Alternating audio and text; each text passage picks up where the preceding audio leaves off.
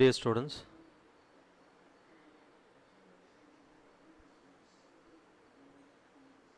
இந்த கிளாஸில் நம்ம இன்ட்ரடக்ஷன் டு ரேண்டம் ப்ராசஸ் இந்த டாப்பிக்கில் டிஸ்கஸ் பண்ண போகிறோம்.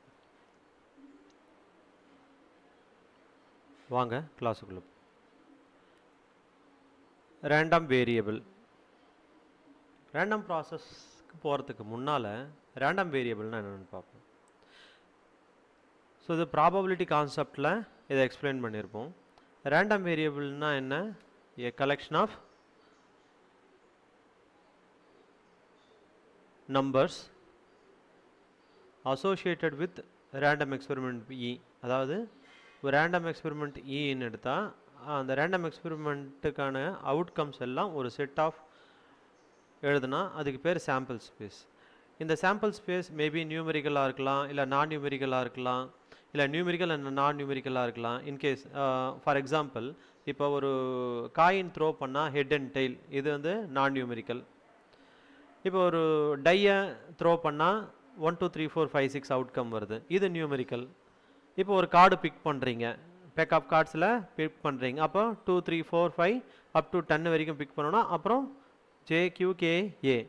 ஸோ இதில் ரெண்டுமே கலந்துருக்குது, நியூமெரிக்கலும் கலந்துருக்குது, நான் நியூமெரிக்கலும் கலந்துருக்குது. இப்போ என்ன பண்ண போகிறோம், நம்மளோட கன்வீனியன்ட்டுக்கு அவுட்கம் எல்லாத்துக்கும் ஒரு நியூமெரிக்கல் வேல்யூ கொடுக்க போகிறோம். ஸோ அந்த ப்ராசஸுக்கு பேர் தான் என்ன? Random variable.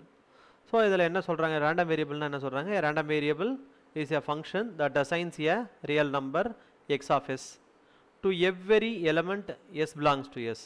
ஸோ அதுதான் அவங்க சொல்கிறாங்க. அதாவது கேபிட்டல் எஸ்ங்கிறது என்னது? Sample space.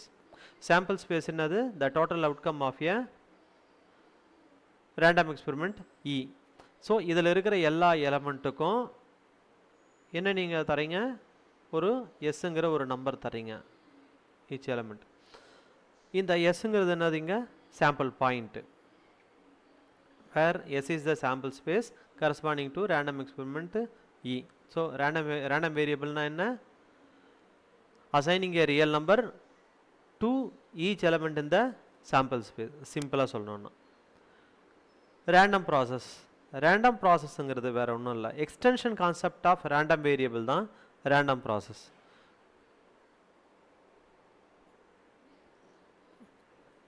இந்த ரேண்டம் வேரியபிளில் டைம் டீயை வந்து நம்ம டிஸ்கஸ் பண்ண மாட்டோம்.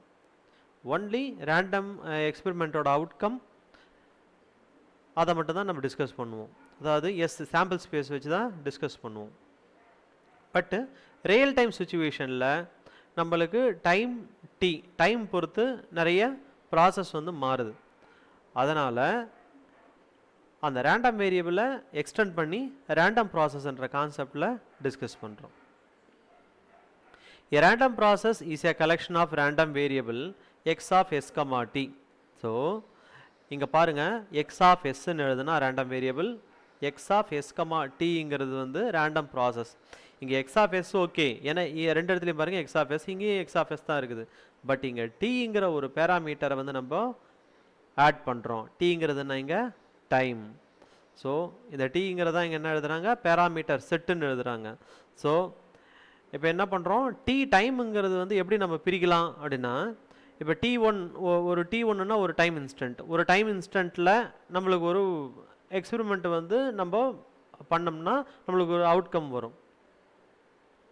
அதே அவுட்கம் நெக்ஸ்ட் டைம் இன்ஸ்டண்ட்டில் நம்ம பண்ணால் வருமானு நம்மளுக்கு தெரியாது. இப்போ ஃபார் எக்ஸாம்பிள் ஒரு டெம்பரேச்சர் எடுத்துங்களேன். காலையில் 10 மணிக்கு ஒரு டெம்பரேச்சர்னா 12 மணிக்கும் அதே டெம்பரேச்சர் இருக்குன்னு நம்மளால் சொல்லவே முடியாது. ஸோ அந்த இடத்துல T1ங்கிறது 10 மணினா T2ங்கிறது 12 மணின்னு வச்சுங்களேன். அப்போ ரெண்டு இடத்துலையும் ஒரே டெம்பரேச்சர் ஆனால் கிடையாது. அப்போது டெம்பரேச்சர் வந்து டைமை பொறுத்து மாறுது. ஸோ அப்போ ப்ராசஸ் மாறுறதுனால ரெண்டு இடத்துலையும் ரேண்டம் வேரியபிள் வேறு. ஸோ T1ல் ஒரு ரேண்டம் வேரியபிள் நம்மளுக்கு கிடைக்குது, T2வில் ஒரு ரேண்டம் வேரியபிள் இருக்குது. அந்த மாதிரி Tn. So T1 T2 Tn இப்படி டிஃப்ரெண்ட் டைம் இன்ஸ்டண்ட்டில் டிஃப்ரெண்ட் ரேண்டம் வேரியபிள் கிடைக்கும். இந்த டிஃப்ரெண்ட் ரேண்டம் வேரியபிளையும் நம்ம ஒரு கலெக்ஷனாக எடுத்து எழுதுனா அதுக்கு பேர் தான் random process. A random process is a collection of random variable that are functions of a real variable, namely time t, where s belongs to s. So S belongs to எஸ்ங்கிறது என்னது இங்கேயும் பாருங்கள் எஸ் பிலாங்ஸ் டு எஸ்ன்னு இருக்குது. But இங்கே இன்னொரு பேராமீட்டரும் வந்து extend ஆகுது, அதாவது டி பிலாங்ஸ் டு டிங்கிறது எக்ஸ்டெண்ட் ஆகுது. இந்த எஸ் எதை அசோசியேட் பண்ணி வருது? சாம்பிள் ஸ்பேஸ், அதாவது ரேண்டம் எக்ஸ்பெரிமெண்ட் ஈயை அசோசியேட் பண்ணி வர்றது எஸ், டைமை பேஸ் பண்ணி வர்றது இந்த டி. ஸோ இப்போ சிம்பிளாக உங்களுக்கு சொல்லணும் அப்படின்னா ரெண்டு செட் இருக்குது. எஸ்ங்கிறது சாம்பிள் ஸ்பேஸ், ஆருங்கிறது ரியல் நம்பர்.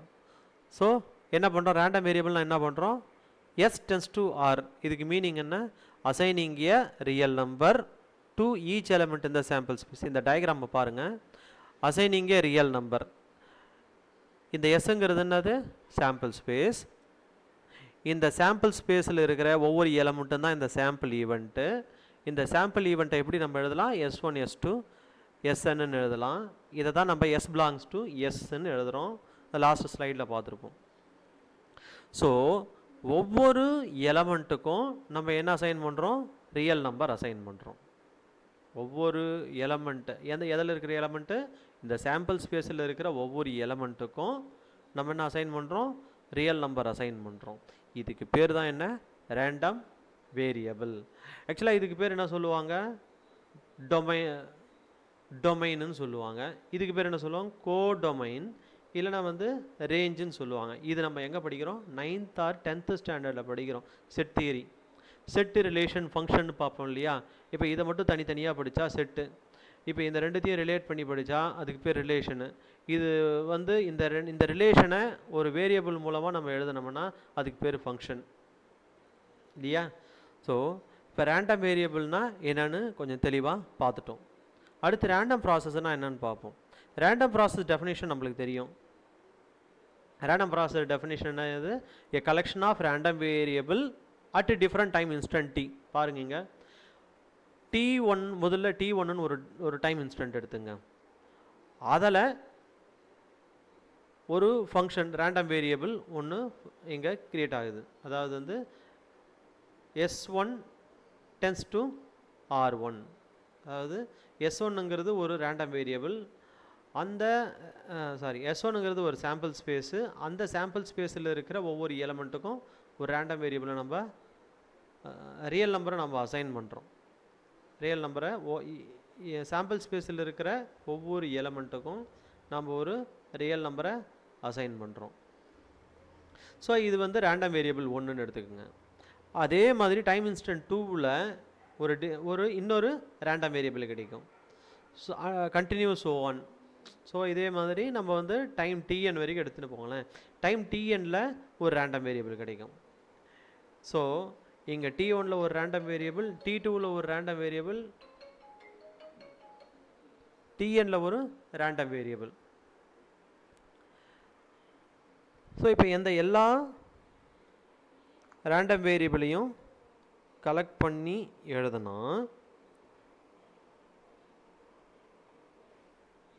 அதுக்கு பேர் தான் ரேண்டம் ப்ராசஸ்.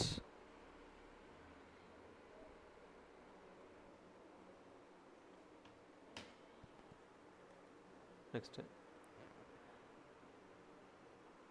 இன்னும் சில டெஃபினேஷன்ஸு இதில் பார்ப்போம். A comparison between random variable random process. ரொம்ப சிம்பிளாக எப்படி இதை கம்பேர் பண்ணுறதுன்னு பார்ப்போம். ஸோ ரேண்டம் வேரியபிள்ங்கிறது என்னது, a function of a possible outcome of an experiment X of S. So சிம்பிளாக எக்ஸ் ஆஃப் எஸ். ஸோ எக்ஸுக்குள்ளே ஒரே ஒரு ஃபங்க்ஷன். ஸோ இந்த எக்ஸுங்கிறது எதை டிபெண்ட் பண்ணி மட்டும்தான் இருக்குது, எஸ்ஸை டிபெண்ட் பண்ணி இருக்குது.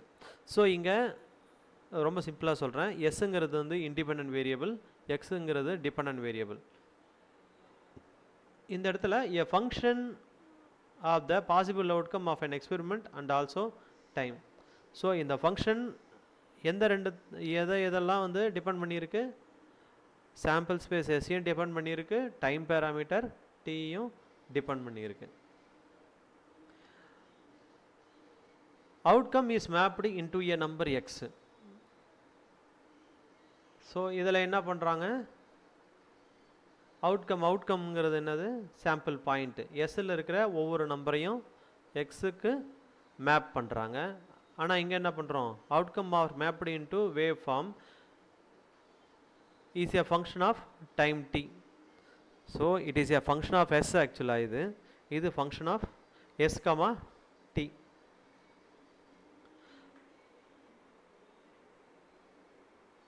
நோட்டேஷன்ஸ் பார்ப்போம் என்னென்ன நோட்டேஷன்ஸ் இருக்குன்னு. இப்போ ரேண்டம் ப்ராசஸ்ங்கிறது வந்து என்னது, ஃபங்க்ஷன் ஆஃப் எஸ் அண்ட் டியா. இப்போ டீயை நீங்கள் ஃபிக்ஸ் பண்ணி பாருங்கள். டீயை ஃபிக்ஸ் பண்ணால் என்ன ஆகும், டி ஒரு நம்பர்னு எழுதிட்டுன்னு வச்சுக்கேன், டி ஒரு நம்பர். அப்போது எக்ஸ் ஆஃப் எஸ்ன்னு ஆகிடும். அது எக்ஸ் ஆஃப் டீயை ஃபிக்ஸ் பண்ணிட்டா எக்ஸ் ஆஃப் எஸ்ன்னு ஆகிடும். அது ஒரு ரேண்டம் வேரியபிள் ஆகிடும். அது ஒரு ரேண்டம் வேரியபிள் ஆகிடும். இன்கேஸ் எஸ் அண்ட் டீயை வந்து ஃபிக்ஸ் பண்ணிட்டா என்ன ஆகும், எஸ்ஸும் ஃபிக்ஸ் பண்ணிட்டோம், டீயும் ஃபிக்ஸ் பண்ணிட்டோம்.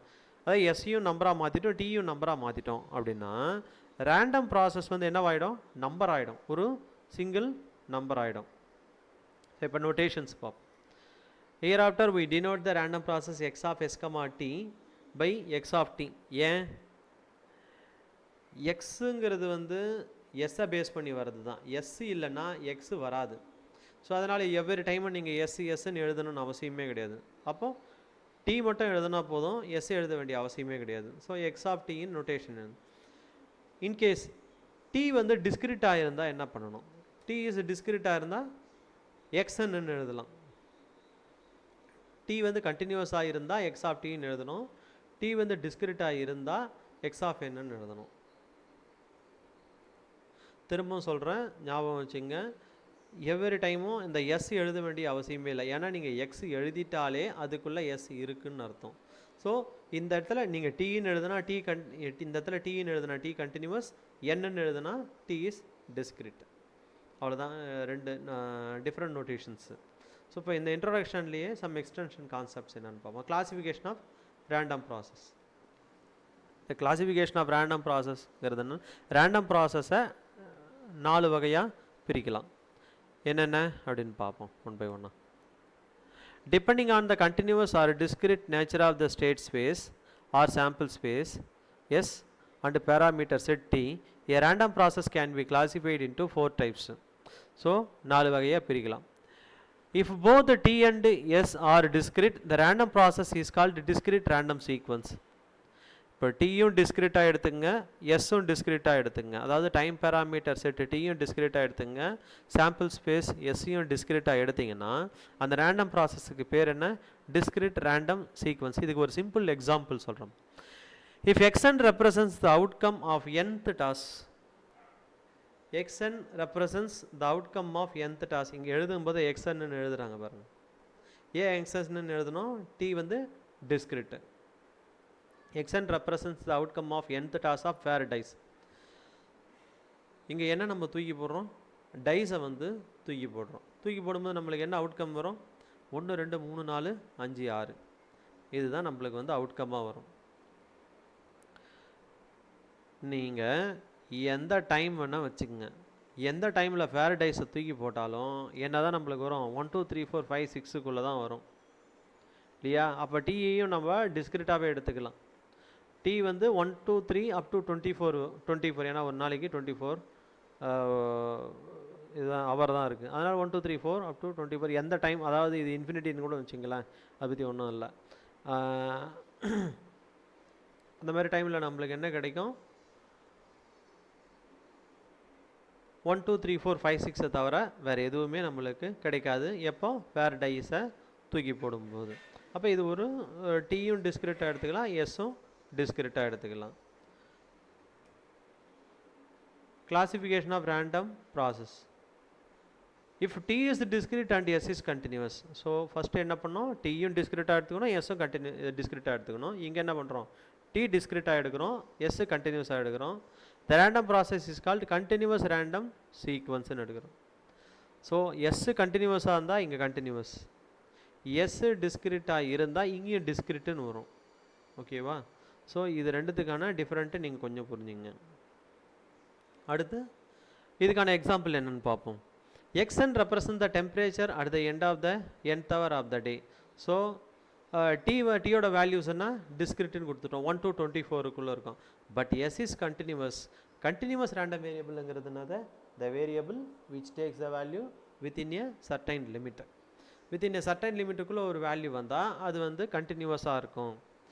ஸோ டி வந்து 1 to 24க்குள்ளே வருது அண்ட் எஸ் வந்து என்ன வருது -∞ to +∞ இருக்குது. பட் டெம்பரேச்சர் ஆஃப் த டே வந்து எவ்வளோ இருக்கும்? இப்போ ஃபார் எக்ஸாம்பிள் நைட்டு 12 மணி அப்படின்னு வச்சுங்களேன். அப்போது என்ன டெம்பரேச்சர் இருக்கும்? ஒரு 60 டிகிரி இல்லை 70 டிகிரி செல்சியஸ்ன்னு வச்சுக்கோங்க, சென்டிகிரேட். ஸோ அப்போது காலையில் 10 மணிக்கு டெம்பரேச்சர் கொஞ்சம் இன்க்ரீஸ் ஆகிருக்கும், மதியானம் 12 மணிக்கு டெம்பரேச்சர் இன்னும் இன்க்ரீஸ் ஆகிருக்கும், மாலை 4 மணிக்கு டெம்பரேச்சர் இன்னும் அதிகமாக இன்க்ரீஸ் ஆகிருக்கும். ஸோ அதுக்கப்புறம் போக போக குறையும்.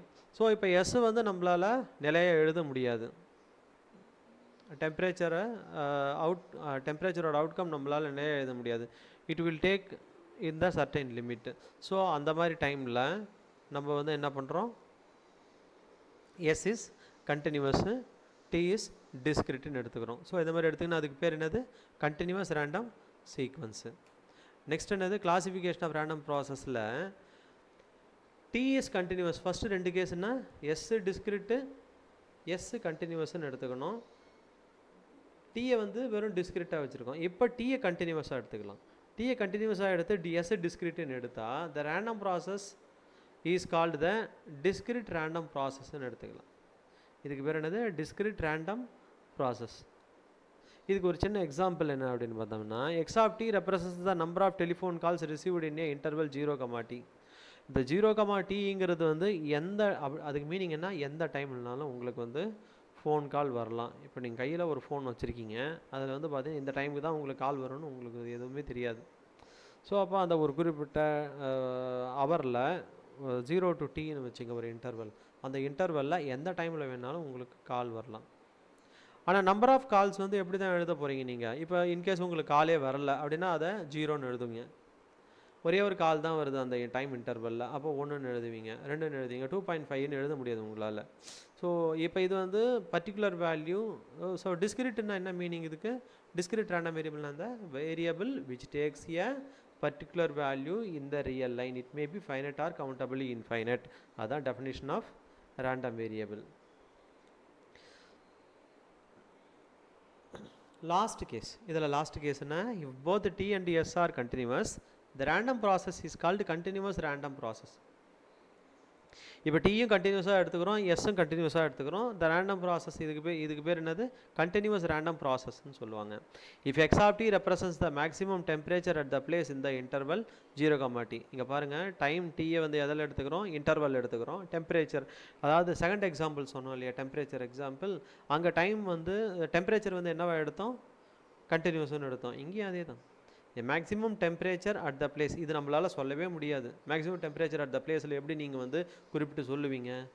100, 110 அப்படி குறிப்பிட்டு சொல்ல முடியுமா? சொல்ல முடியாது. இந்த டெம்பரேச்சர்லேருந்து இந்த டெம்பரேச்சருக்குள்ளே தான் சொல்ல முடியும். ஃபார் எக்ஸாம்பிள் இப்போ வெதர் ப்ரெடிக்ஷன்ஸே போடுறோன்னு வச்சுப்போமே, அவன் என்ன சொல்கிறான்?